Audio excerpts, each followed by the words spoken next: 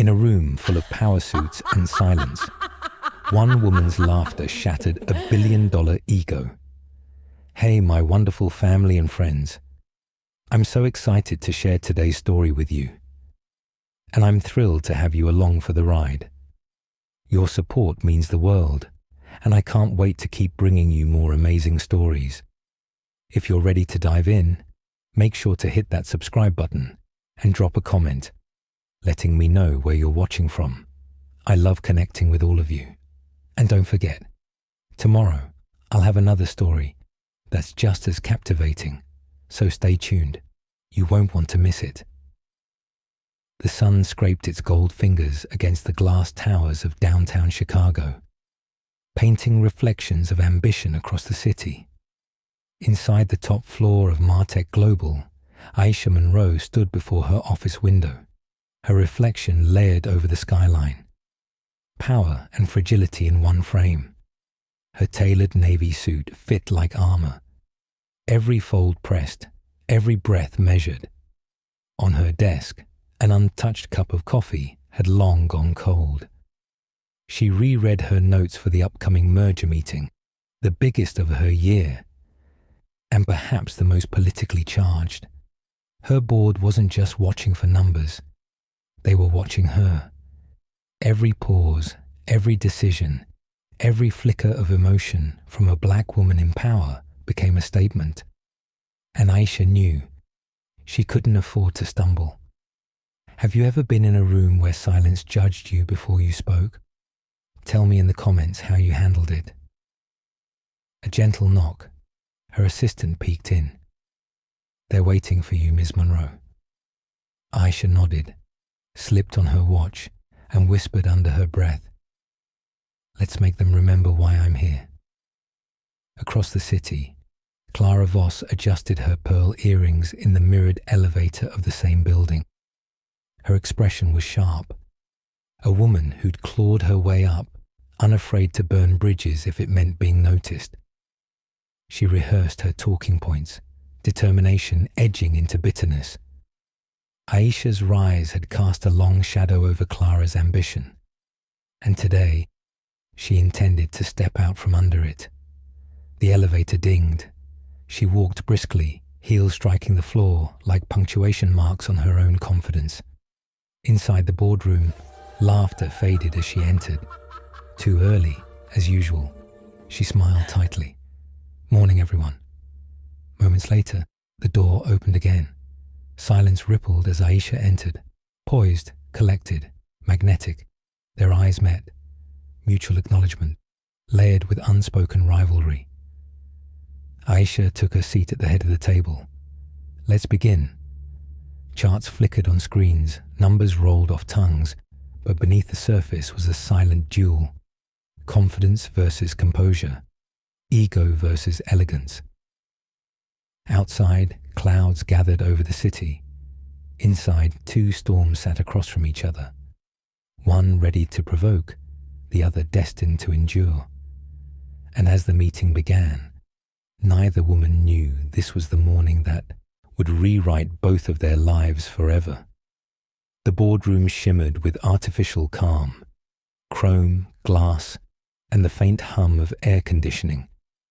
Every executive sat polished and poised, pens aligned, masks in place.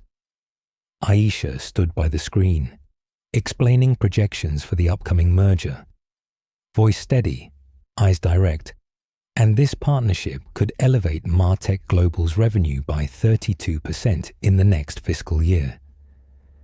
She turned, expecting professionalism. What she got instead was a smirk.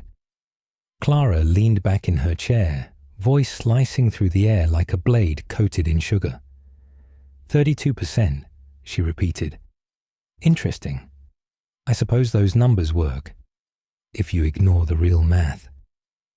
A soft chuckle rippled through the room. 1, 2, then silence. Aisha's hand froze mid-gesture. Excuse me? Clara clicked her pen twice, the sound sharp and deliberate. No offense, Aisha, but your analysis feels optimistic. We can't keep gambling billions on... She paused, eyes flicking to the others. Intuition. The word intuition landed like a slap. The subtext wasn't lost on anyone. A few executives looked down, pretending to check their notes. The sound of rain began against the windows, light, then harder. Aisha inhaled slowly, her pulse a quiet drum beneath her calm exterior. "You're welcome to present your data, Clara," she said softly. Clara smiled, too brightly. "Maybe next time. Let's just make sure emotions don't cloud judgment." A sharp laugh from the end of the table broke what was left of the air. Aisha's gaze moved across the room, not angry, but deeply human. "Noted," she whispered. The meeting continued, but no one heard another word. Outside, lightning cracked across the skyline, reflecting on the glass walls, a warning none of them understood yet. The meeting ended hours ago, but the echo of Clara's words still pulsed in Aisha's head like a phantom bruise. She sat alone in her office, city lights flickering against the glass, drowning in the metallic hum of silence. Her phone buzzed. A message from a board member. "Don't take it personally. Clara's always blunt." Blunt. That word scraped against her chest like gravel. She closed the message and reopened her laptop instead. Spreadsheets filled the screen. Order, control, logic. Her only refuge from chaos. Aisha straightened her posture, every muscle tight with determination. She would not respond. Not with anger. Not with weakness. If Clara wanted a reaction, she would find only restraint. But beneath that composure, something darker stirred. Not rage, but resolve. Across the city, Clara poured herself a drink in her sleek apartment. The ice clinked like nervous laughter. She told herself it was just business, that Aisha would get over it. Yet, in the mirror's reflection, guilt flickered, faint but present. She replayed the moment again and again. The laughter, the silence, the way Aisha's eyes didn't break, didn't fight back. That quiet dignity haunted her. It was easier when people shouted. It made her feel justified. But Aisha's silence, that was a mirror Clara didn't want to face.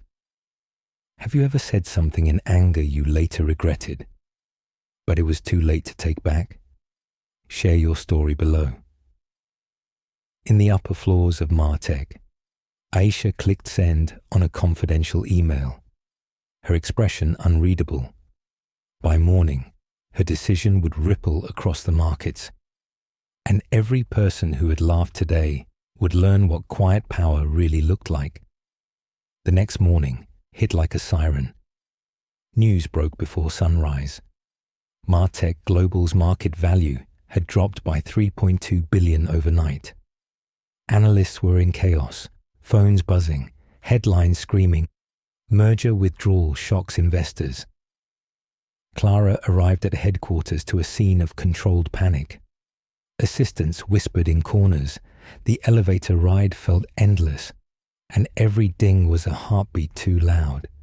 She stepped into the boardroom and froze.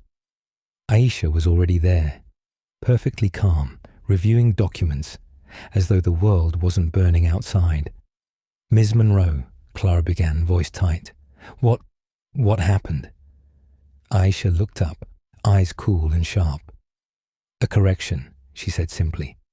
"I terminated the merger after discovering internal discrepancies." Clara blinked. "You terminated? Without board consultation?" Aisha closed the file with deliberate calm. "Sometimes leadership requires swift action. You questioned my intuition yesterday. I relied on facts instead." The words landed gently, but carried the weight of an anvil. The board trickled in, restless, demanding explanations. Aisha remained steady, presenting data proving the merger's partner company had falsified financials. Her decision had averted total collapse. The 3.2B loss was temporary, the company's integrity preserved. Clara's throat tightened as realization struck. Her mockery, her laughter, her arrogance, all of it had been aimed at a woman who had just saved them. During a pause, Aisha's gaze met hers. Not cruel, not gloating, just knowing. In that moment, Clara understood what true power looked like. Quiet, unshakable, and merciful. Sometimes silence isn't surrender, Aisha said, gathering her notes. It's strategy. The room went still. For the first time, Clara had no words. And for the first time, she wished she'd listened instead of spoken. That night, the city glowed with false calm. But inside Aisha's office, shadows moved with memory. She stood by the window again, watching the rain bead down the glass. For the first time in years, she allowed herself to feel it, the sting of humiliation, the ache of restraint. Her thoughts drifted back to her first corporate job, 20 years ago, when she was the only black woman in a room full of older white men. They'd called her ambitious for her background. She'd smiled through it all, driven by the voice of her old mentor, Ruth Jameson, who once told her, "Never let them see you bleed, Aisha, but never let them forget you're brilliant." Aisha closed her eyes, exhaling the past. She'd learned to fight with results, not rage, but even warriors get weary.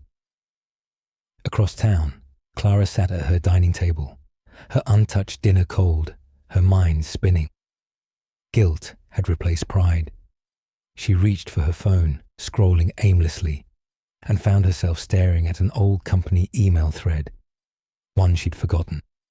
There it was. Years ago, when layoffs were imminent, an internal memo showed Aisha had fought to protect her position. Quietly, no credit, no mention. Just one line in the report. Retain Clara Voss, potential high-value strategist. The air left Clara's lungs. She whispered, "She saved my job." Her voice cracked. The humiliation she'd caused replayed again, sharper now, lined with shame. She wanted to delete that memory.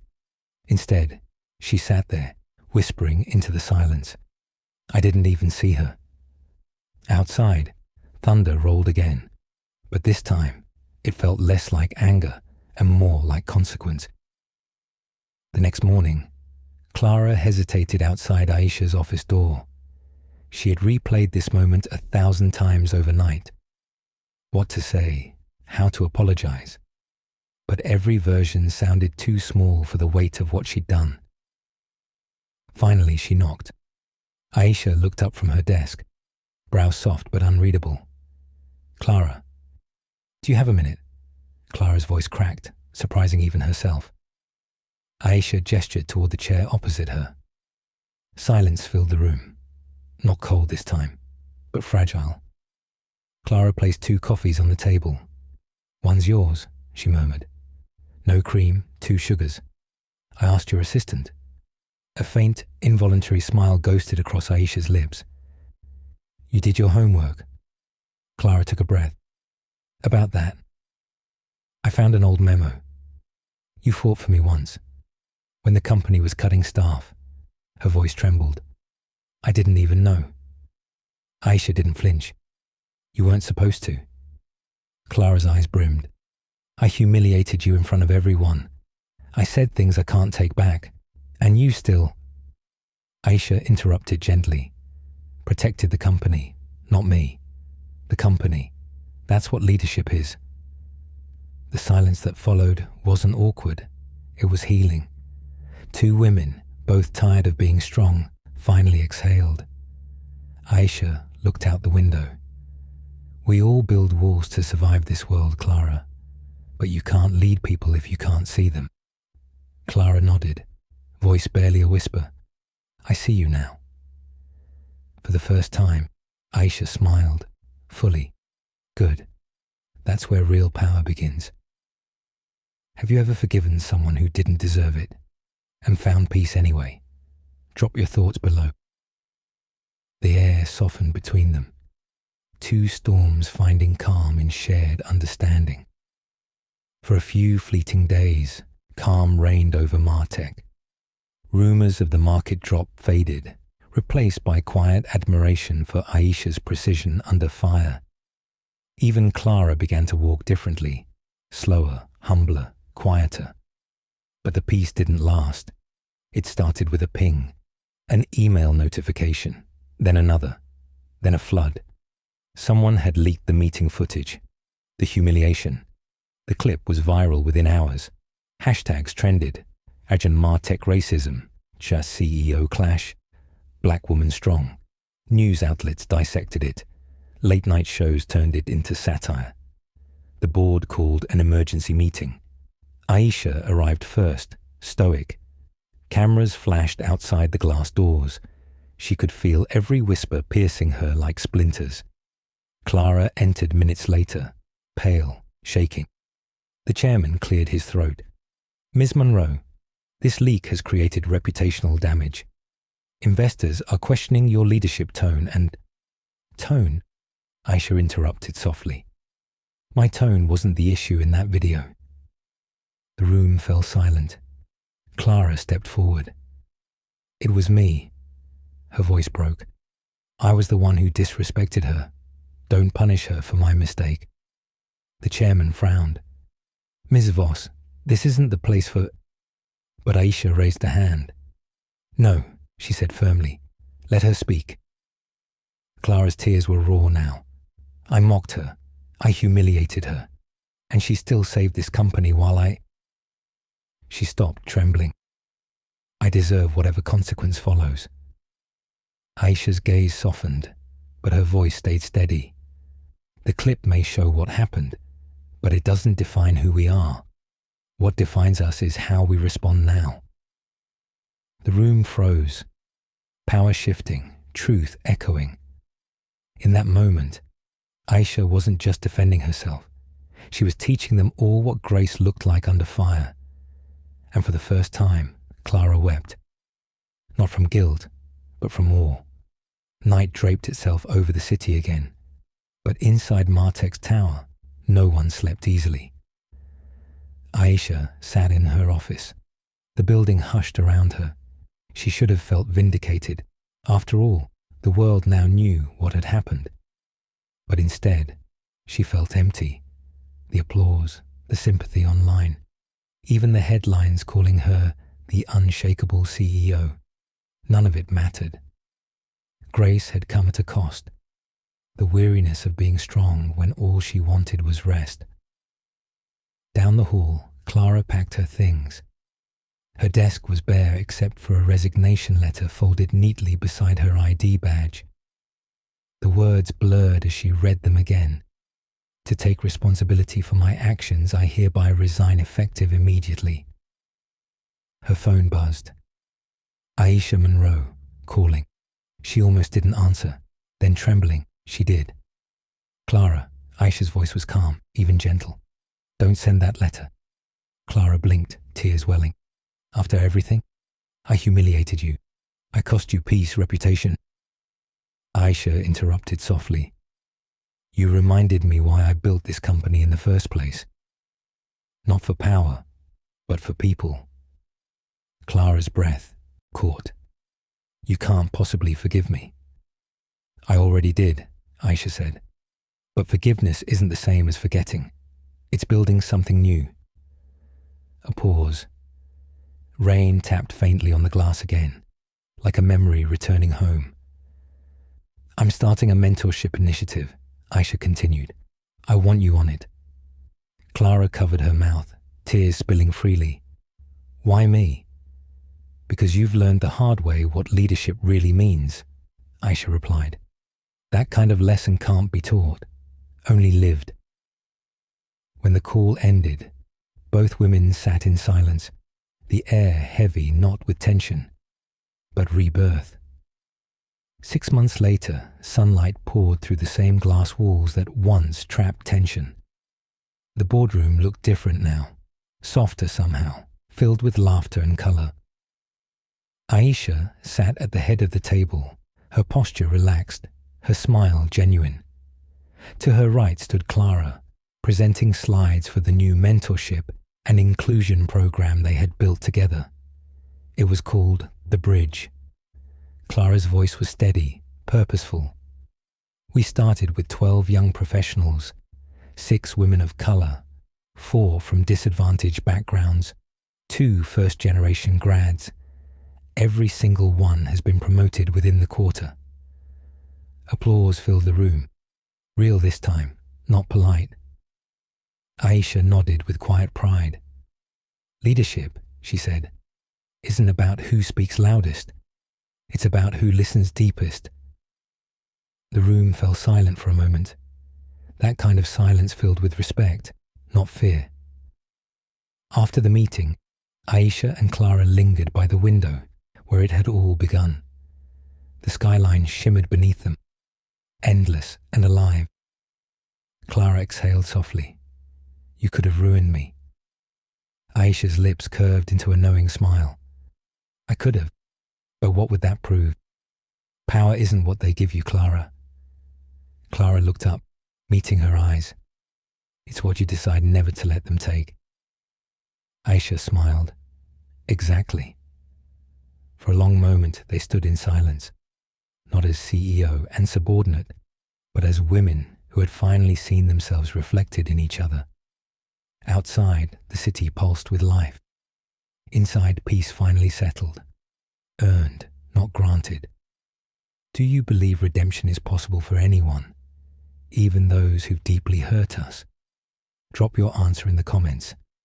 Let's talk about grace. As they turned to leave, the glass doors closed behind them. But this time, no wall stood between them. Thank you so much for watching all the way to the end. I hope you enjoyed the story. There are plenty more amazing stories coming your way, so don't stop here. Just click on the video showing on your screen and keep watching. I'll see you there.